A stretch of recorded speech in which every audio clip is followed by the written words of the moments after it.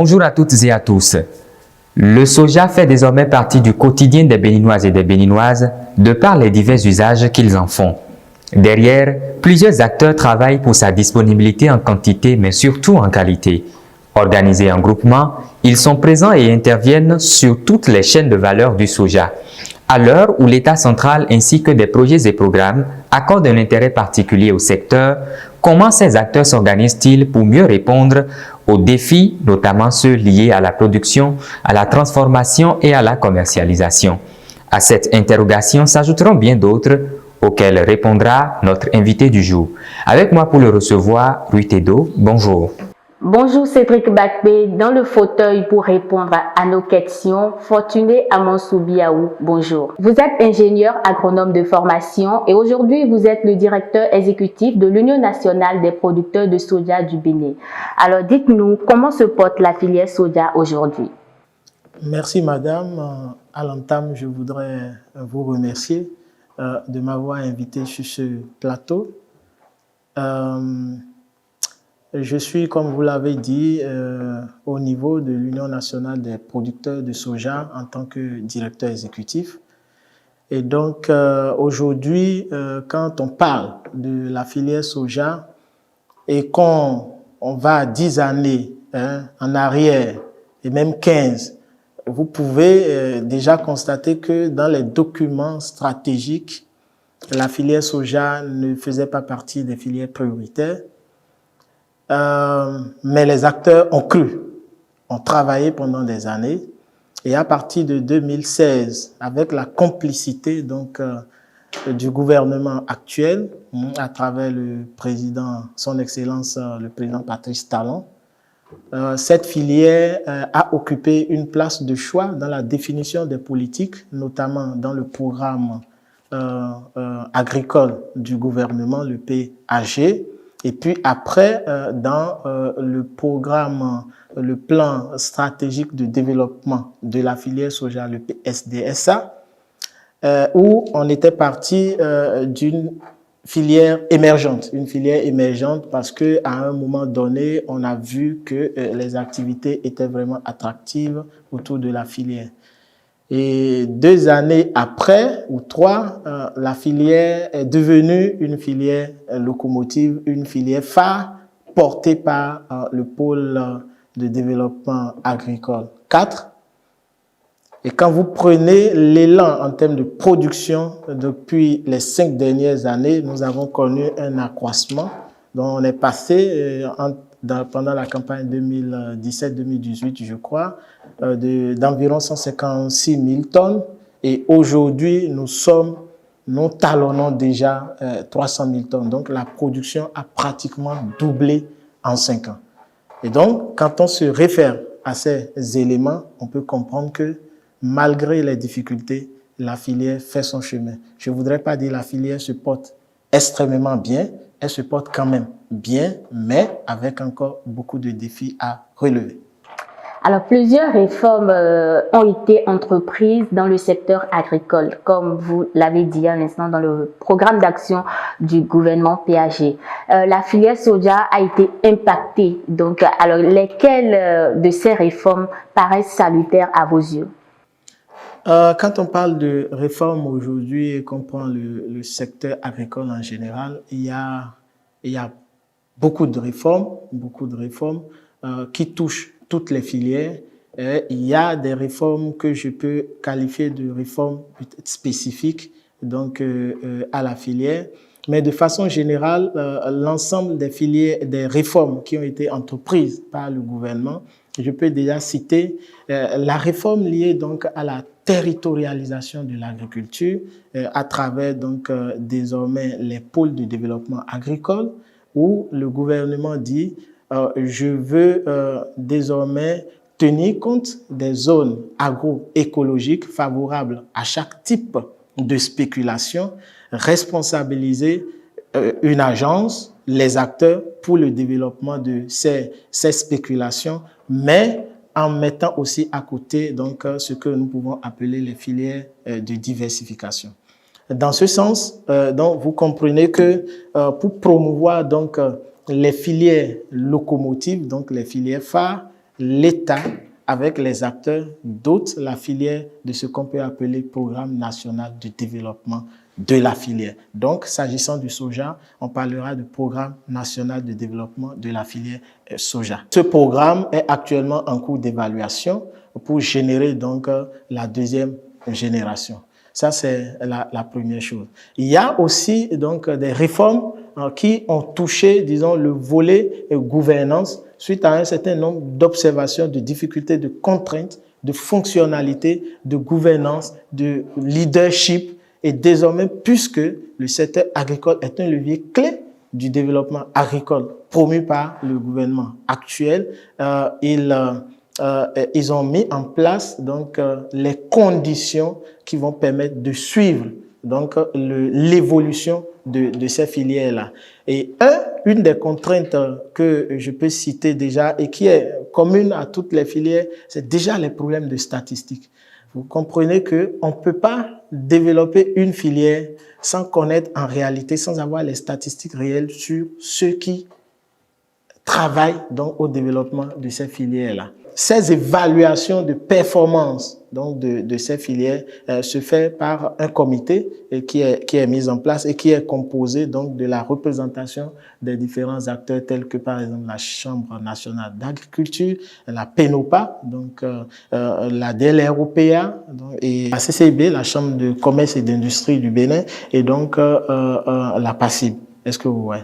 Donc voilà un peu, disons, et ces réformes-là, nous qui sommes les acteurs de la filière, nous sommes obligés de nous mettre au pas donc par rapport à ce que l'État, à travers les ministères, ont voulu. Il vous a fallu aussi de mieux vous organiser pour répondre non seulement convenablement à ces réformes, mais aussi pour combler les attentes de ces producteurs. Dites-nous un peu aujourd'hui comment sont organisés les acteurs de la filière soja, partant d'abord de l'UNPS, de l'organisation interne de l'UNPS jusqu'aux producteurs à la base. Alors, le schéma actuel d'organisation des acteurs de la filière soja, disons, est un schéma qui suit un peu le découpage territorial, si je peux le dire ainsi. Au début, l'UNPS était constitué des unions, des coopératives villageoises de producteurs de soja, donc qui met ensemble les producteurs individuels. Et ces producteurs, en fonction de leur territoire, s'organisent en unions communales de producteurs de soja.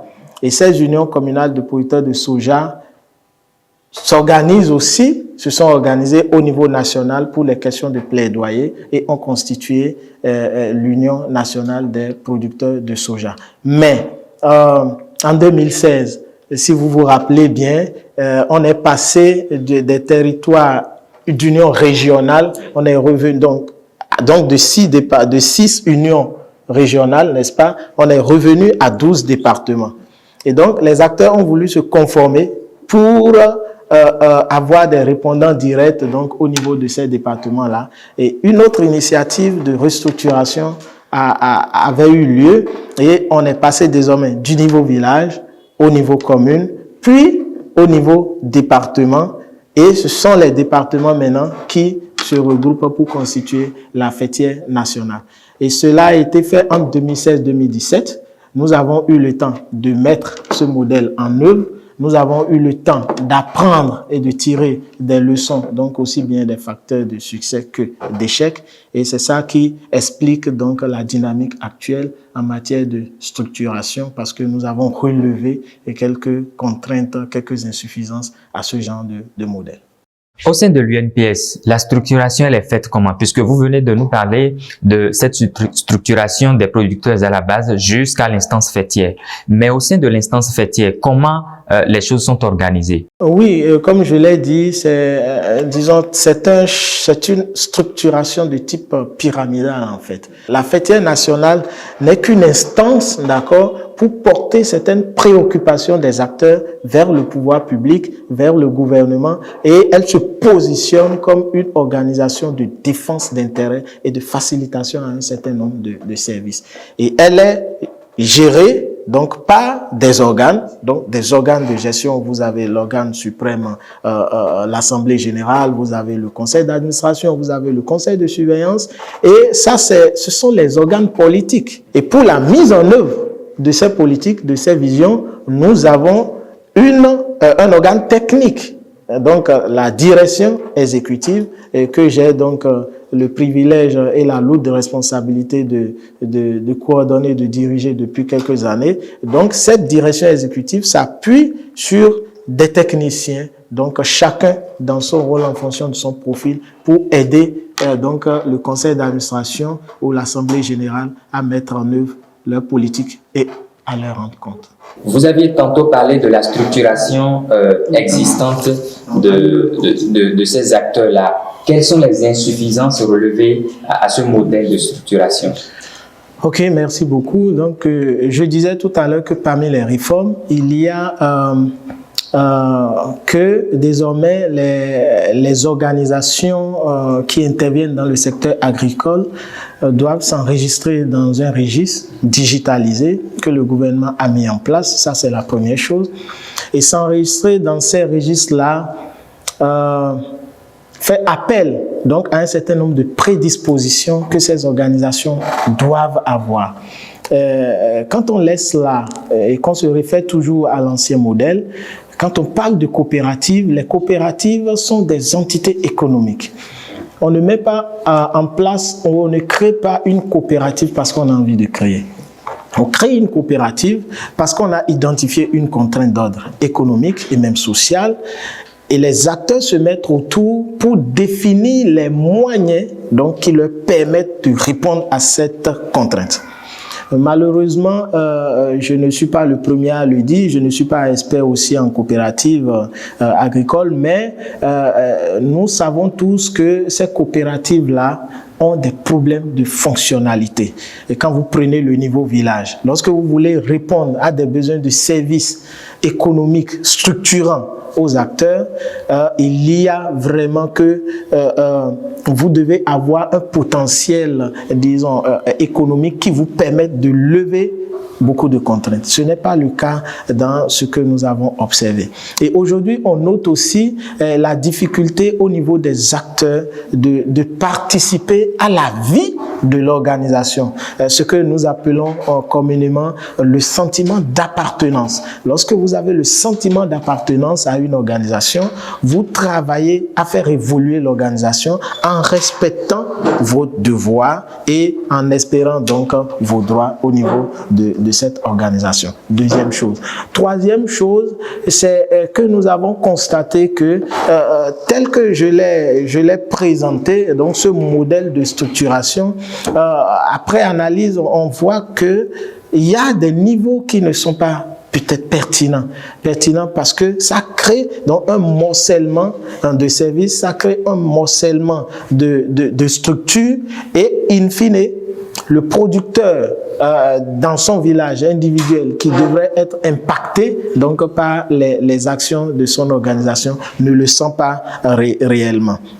Et il y a aussi cette faiblesse-là de mobilisation de ressources économiques, même s'il faut aller vers une banque, en tant qu'organisation, il faut d'abord avoir le minimum pour aller vers un prêt à la banque et satisfaire les besoins des membres. Il y a cette faible capacité-là de respect des exigences législatives et réglementaires dont je viens de parler tout à l'heure.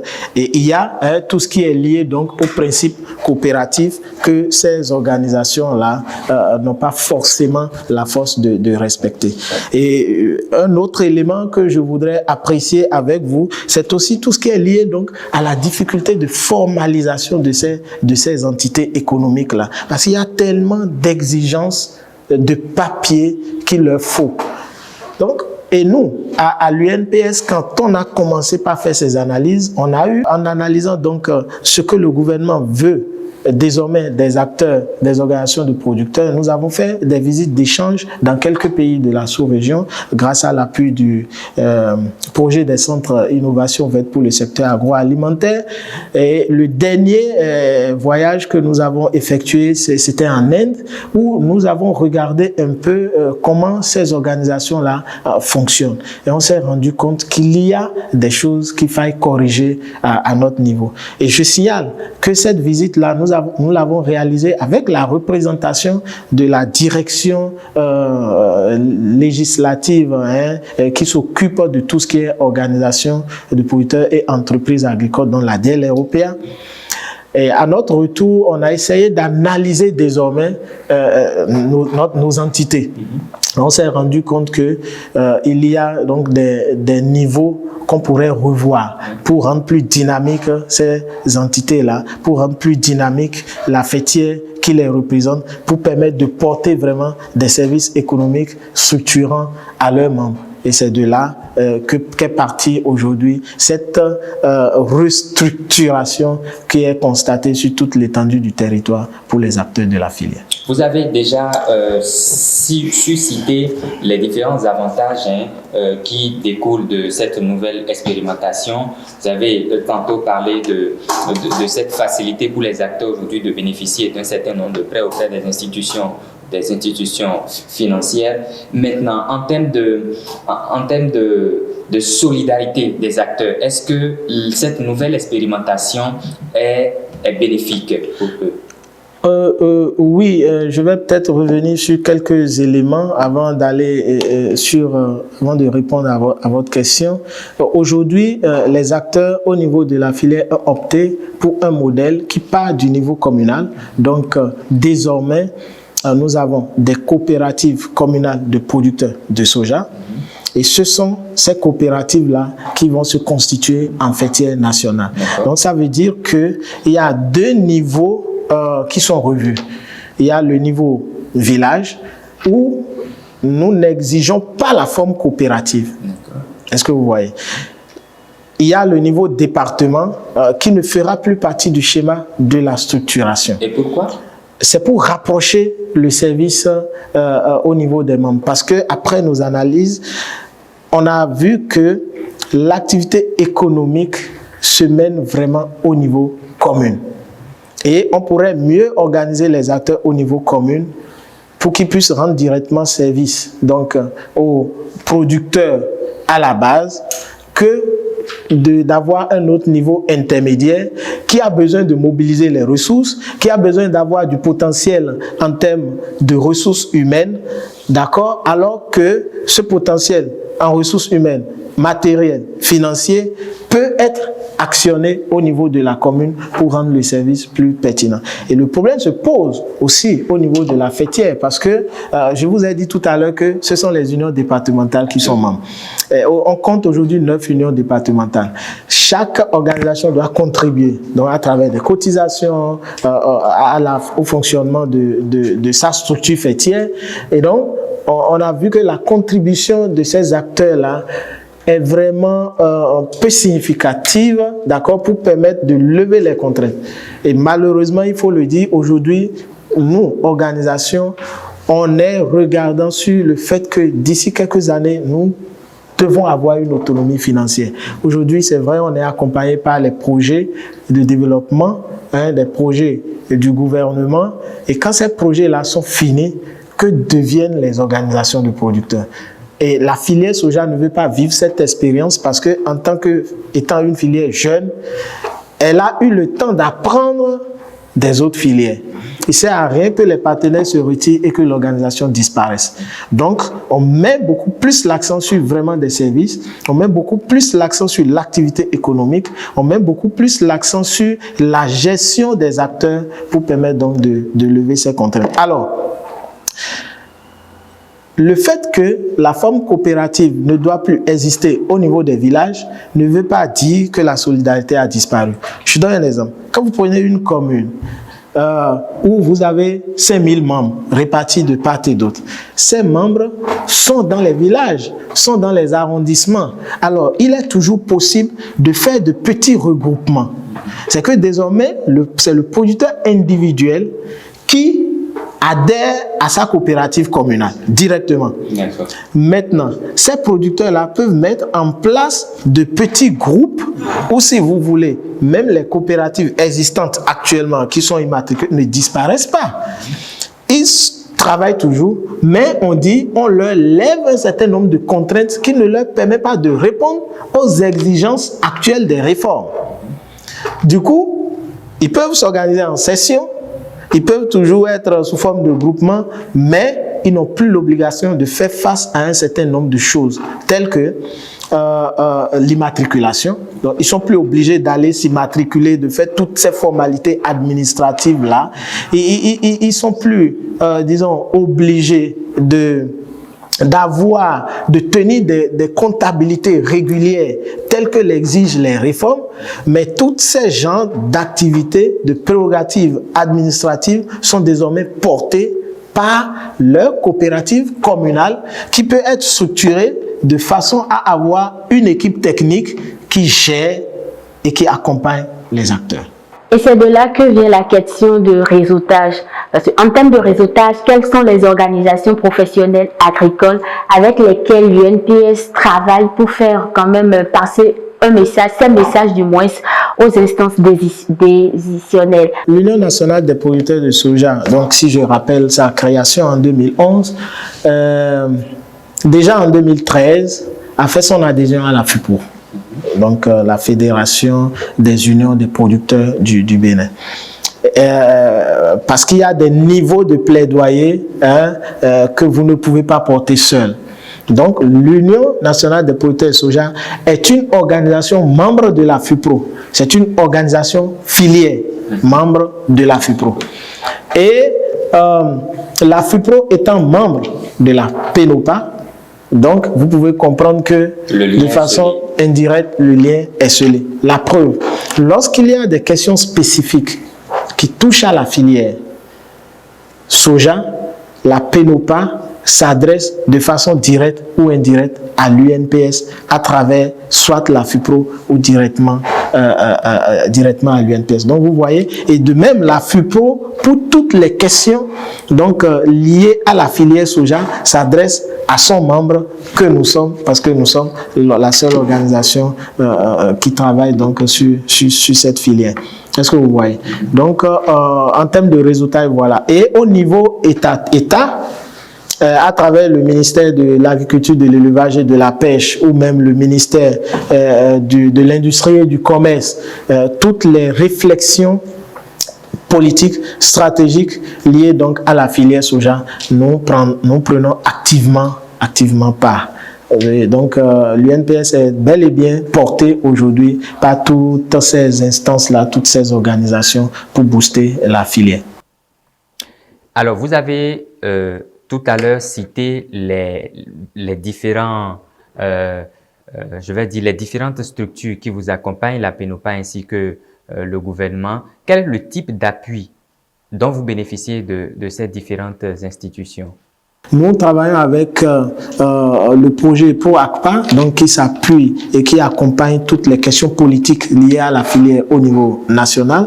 Nous travaillons avec le programme ACMA 2, donc approche communale pour le marché agricole, mise en œuvre par l'IFDC, le consortium CARE et autres. Nous travaillons désormais avec le projet EJASA, donc un projet qui travaille sur la dynamique entrepreneuriale des jeunes, donc, et qui les accompagne à devenir vraiment des entrepreneurs agricoles.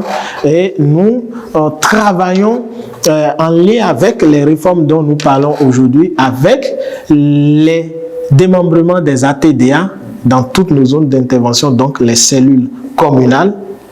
Nous travaillons avec les directions de ces agences-là aussi pour des réflexions qui vont à ce niveau-là. Nous travaillons avec les directions départementales de l'agriculture, de l'élevage et de la pêche qui nous accompagnent en fonction de leurs prérogatives dans la mise en œuvre de nos activités.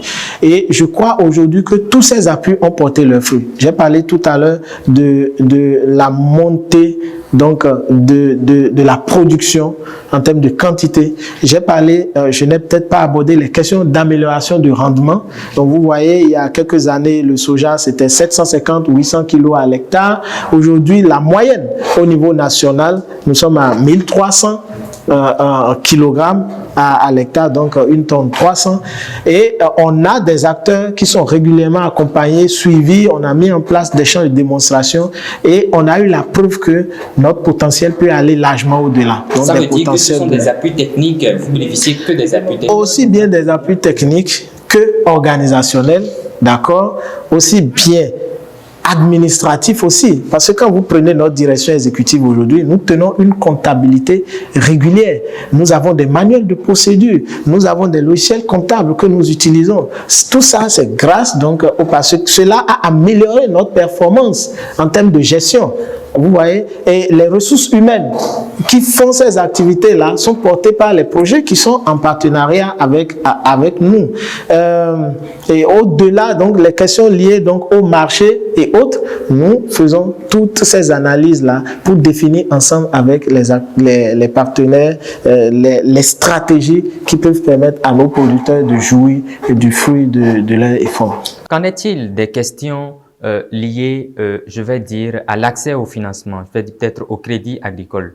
Vous travaillez avec le ProSiva en collaboration avec la FESECAM pour mettre en œuvre une initiative qui est quand même salutaire. Aujourd'hui, où en êtes-vous? Oui, ça fait partie des avancées notables que nous avons eues sur la filière. Et le problème de financement est un problème transversal. Vous voyez, lorsque vous parlez, nous sommes acteurs du maillon production. Et donc, après tout ce qui est mis en marché. Avant la production, il y a les intrants, donc les inputs. Donc, il y a aussi le volet transformation, les liens d'affaires, ainsi de suite. Désormais, on pourra mieux organiser et donc la mise en marché. La vente groupée est un outil indispensable sur lequel l'État instruit désormais les acteurs dans les magasins et autres.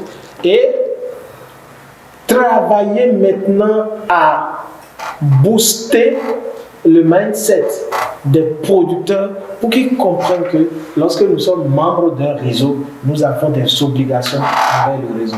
Ça, c'est la difficulté qui nous bouleverse tout le système actuellement parce que vous voyez, quand vous avez fait tous ces appuis, les projets programmes ont injecté des millions de francs, vous avez travaillé et nos frontières sont tellement ouvertes que quelqu'un qui n'a pas participé, qui n'a pas contribué au processus de production vient ramasser le produit final, le produit, le soja grain et part. Vous voyez, ça déstabilise complètement. Et vous avez, si vous suivez bien les informations, vous aurez entendu que l'État a défini des normes donc pour l'exportation de ces produits-là. Mais toujours est-il qu'il reste encore beaucoup de choses à faire. Mais il y a de l'espoir, comme le dit l'autre. Quel serait alors votre appel à lancer aux différents acteurs de la filière soja et également à toutes les personnes qui quand même sont de vrais consommateurs de ce produit-là? Déjà, moi, je vais commencer par vous remercier, d'accord, pour nous avoir invités.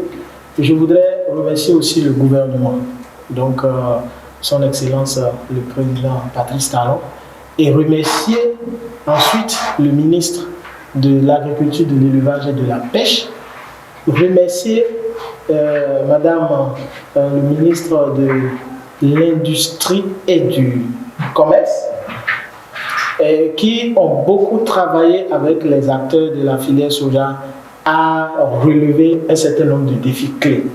Je voudrais également remercier tous les partenaires que je viens de citer, aussi bien ceux qui viennent aussi, qui s'intéressent désormais à la filière.